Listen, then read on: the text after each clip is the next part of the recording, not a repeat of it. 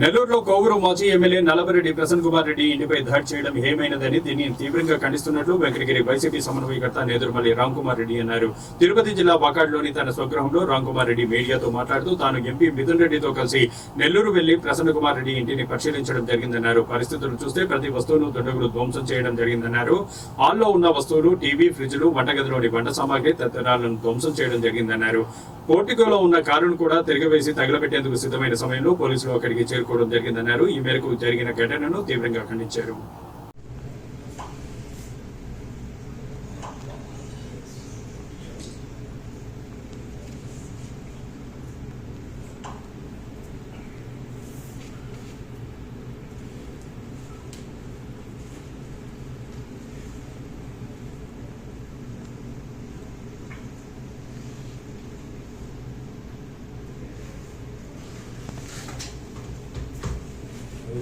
నెల్లూరులోని నల్లబరెడ్డి ప్రసన్న కుమార్ రెడ్డి ఇంటి మీద జరిగిన దాడి హేయమైనది, తీవ్రంగా ఖండిస్తున్నాను.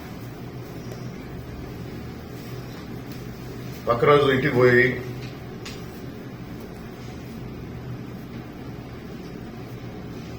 ఎనిమిదో తేదీ వైఎస్ రాజశేఖర రెడ్డి గారి జయంతి రోజు ప్రోగ్రామ్ లాంచ్ ఉంటే మిథున్ రెడ్డి కూడా వచ్చారు.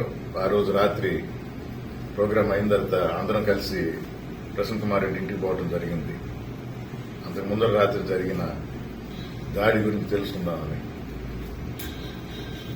ఇంట్లో ప్రతి వస్తువుని ధ్వంసం చేశారు.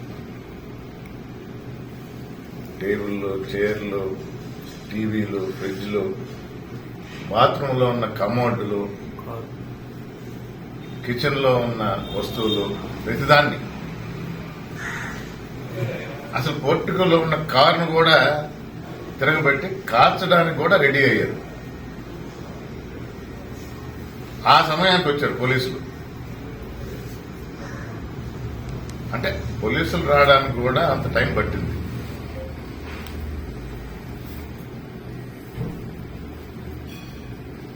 రొట్టెల పండుగ జరుగుతుంది. కోటివేటు దూరంలో పోలీసులు ఉండారు. మొత్తం 3,000 పైన పోలీసులు ఉండారు. వీడియోలో చూసాం. అంటే చాలా తెలివిగా వచ్చి రాగానే సీసీటీవీలు